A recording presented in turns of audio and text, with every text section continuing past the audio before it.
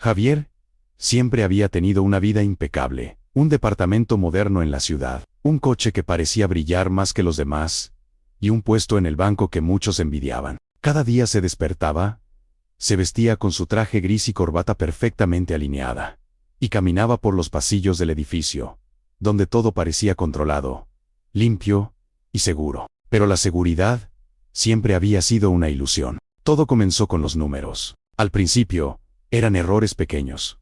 Una cifra que no cuadraba. Un saldo que se multiplicaba o desaparecía. Javier los corregía. Pensaba que eran fallos de programación. Pero luego los números empezaron a susurrarle. Primero eran apenas murmullos, como un teclado que crujía solo en la noche. Después, empezaron a formar palabras. No confíes en ellos. Mira detrás de ti. Eres parte de la cuenta. Pronto, los clientes del banco empezaron a parecerse entre sí. Sus rostros se distorsionaban en sus sueños. Luego en la oficina, sus ojos seguían a Javier con una intensidad que lo hacía temblar. A veces escuchaba conversaciones que nadie más oía, planes y traiciones imaginarias que lo llenaban de pánico. Pero cuando miraba a su alrededor, todo parecía normal. Las reuniones eran peores. Mientras sus colegas hablaban de inversiones y balances, Javier escuchaba voces que le decían que todo era una mentira, que el banco existía solo para atraparlo, para convertirlo en un número más. Un saldo negativo en la vida de alguien más. Cada documento que firmaba parecía tener instrucciones ocultas solo para él, mensajes que solo él podía descifrar. Te estamos vigilando, Javier, repetían. Sus noches se volvieron insoportables. Soñaba con pasillos interminables llenos de cifras que se retorcían como serpientes. Con clientes que hablaban en idiomas imposibles, y con su reflejo en la pantalla del ordenador, que le sonreía de manera maliciosa, diciéndole que no había vuelta atrás. Al despertar, a veces encontraba notas escritas en su propia letra. No confíes en tu mente. Ellos están aquí. Eres el error. Una tarde, mientras revisaba balances, sintió un pinchazo en la nuca.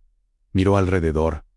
Nadie. Solo la pantalla del ordenador, que ahora mostraba cifras imposibles, mezcladas con letras que formaban su nombre una y otra vez. La ciudad afuera parecía desmoronarse.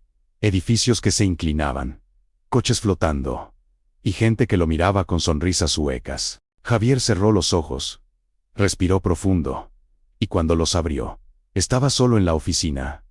Todo parecía normal, todo excepto la voz que murmuraba detrás de la puerta: bienvenido a la cuenta final. Desde ese día, Javier ya no supo distinguir entre las cifras y la realidad, entre los balances y su propia mente. Cada cliente, cada colega, cada nota escrita a mano en la pantalla, se volvía un fragmento de un juego macabro del que no podía escapar. Y cuando intentaba salir del edificio, las calles se doblaban sobre sí mismas.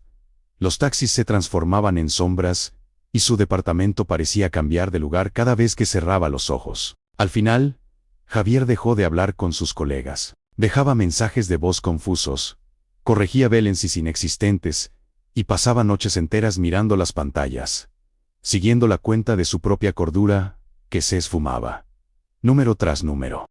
Hasta que ya no sabía quién era él, quién era el banco, y dónde terminaba la realidad. La última vez que alguien lo vio, estaba frente a la ventana de su oficina, observando la ciudad, sonriendo mientras murmuraba cifras que nadie más podía entender. Nadie sabe si aún trabaja en el banco, o si la ciudad misma se ha convertido en un reflejo de su mente, llena de balances imposibles, clientes que son fantasmas, y un ejecutivo que nunca regresó del todo.